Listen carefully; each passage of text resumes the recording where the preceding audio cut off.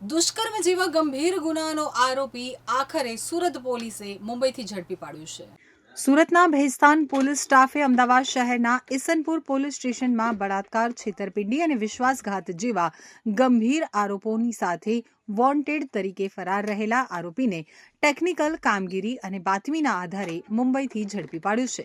આરોપી આર્યન સુરેશભાઈ પટેલ, જે પોતે દલાલીના ધંધા સાથે જોડાયેલ છે અને દહીસર મુંબઈના અશોકવન વિસ્તારમાં રહે છે, તે વિશે બાતમી મળી હતી, જેના આધારે ભેસ્તાન પોલીસની ટીમે દરોડા પાડી આરોપીની ધરપકડ કરી અને આગળની કાર્યવાહી માટે અમદાવાદ પોલીસને સોંપ્યો છે. આરોપી સામે ઈસનપુર પોલીસ સ્ટેશનમાં ગુનો ભારતીય દંડ સંહિતાની કલમ 376(1) હેઠળ બળાત્કાર, 420 હેઠળ છેતરપિંડી, 406 વિશ્વાસઘાત અને 506(1) ધમકી હેઠળ ગુનો નોંધાયેલ છે.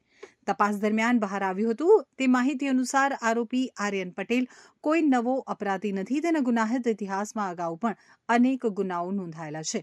આરોપી આર્યન પટેલ સામે નોંધાયેલા ગુનાઓ આ સમગ્ર કામગીરીમાં સુરત પોલીસની ભેસ્તાન ટીમે બાતમી, હકીકત અને ટેકનિકલ અનુસંધાનના આધારે આરોપીની ઓળખ કરી દરોડા પાડી આરોપીને પકડી પાડ્યો છે.